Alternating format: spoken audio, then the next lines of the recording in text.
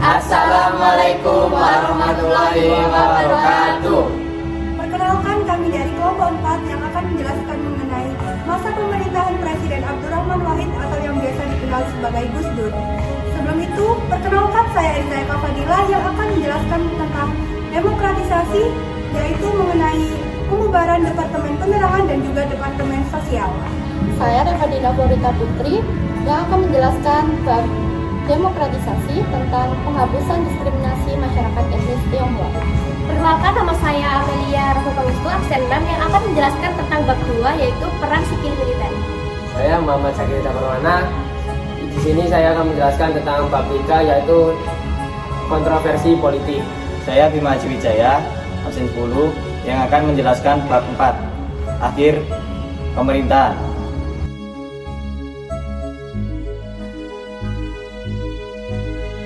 Demokratisasi penghapusan diskriminasi etnis Tionghoa.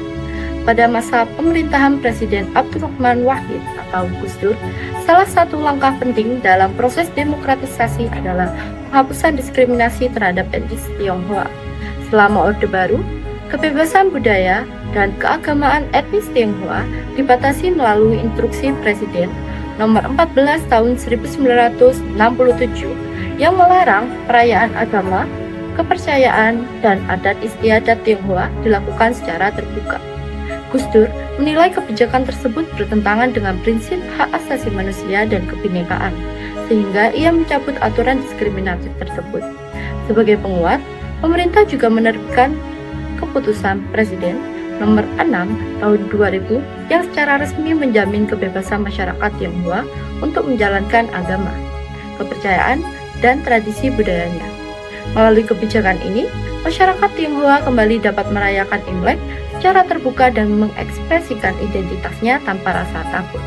Langkah-langkah tersebut menjadi simbol komitmen Gus Dur dalam menegakkan pluralisme, toleransi, dan demokrasi di Indonesia pasca Orde Baru.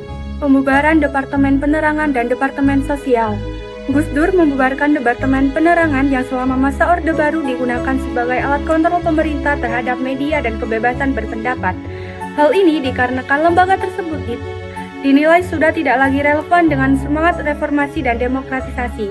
Dengan pembubaran ini, pemerintah tidak lagi memiliki instrumen resmi untuk mengatur dan membatasi pers, sehingga kebebasan pers dapat berkembang lebih luas dan masyarakat bisa memperoleh informasi secara lebih terbuka dan objektif.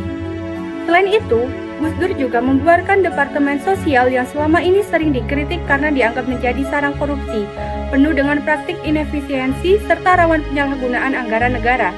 Fungsi-fungsi sosial yang sebelumnya berada di bawah departemen tersebut kemudian dialihkan ke lembaga atau kementerian lain agar pelaksanaannya menjadi lebih efektif, transparan, dan akuntabel.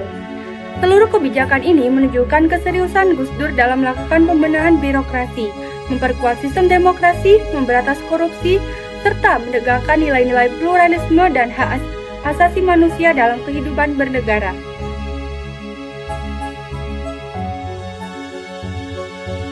Hubungan sipil militer. Gus Dur membatasi peran militer dalam politiknya selama Orde Baru sangat dominan. Ia berusaha menempatkan Tentara Nasional Indonesia pada tugas kewaspadaan dan keamanan, mengembalikan fungsi TNI sebagai institusi internasional yang dirinya tidak terlibat politik aktif. Dengan ini mendapat dukungan masyarakat untuk mengurangi pengaruh militer di bidang pemerintahan.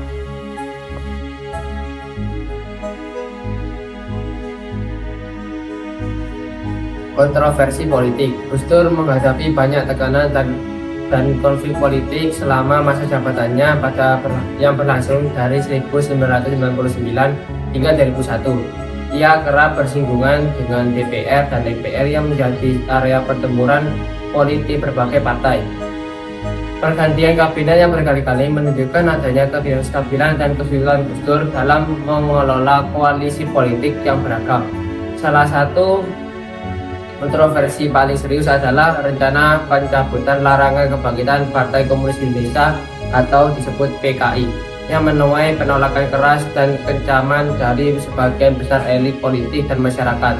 Selain itu, kebijakan membuka hubungan dagang dengan Israel juga memicu protes dari kelompok-kelompok Islam dan masyarakat luas. Konflik internal serta persoalan kepemimpinan yang lemah dalam kabinet memperparah posisi Gus Dur, sehingga pemerintahannya kurang efektif dan sering mendapat kritik.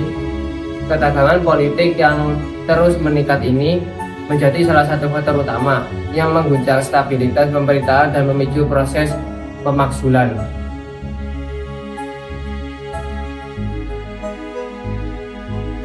Akhir pemerintahan, akhir masa jabatan Gus Dur sangat dramatis, berujung pada sidang istimewa MPR pada tahun 2001 yang memutuskan memberhentikannya dari jabatan presiden. Putusan ini diambil sebab ketidakmampuan Gus Dur menyelesaikan konflik politik dan mempertahankan stabilitas kabinet. Juga adanya tuduhan pelanggaran yang diarahkan kepadanya. Pergantian mendadak ini menjadi refleksi kompleksitas dan tantangan demokrasi Indonesia pasca Orde Baru, di mana dinamika politik sangat tajam dan tidak mudah diatur. Setelah diberhentikannya jabatan presiden, dilanjutkan oleh wakil presiden Megawati Soekarno Putri. Meski masa jabatan Gus Dur terbilang singkat dan penuh liku, kebijakan dan semangat reformasi memberikan pengaruh penting yang telah membuka jalan bagi perkembangan demokrasi dan penghormatan hak asasi manusia di Indonesia.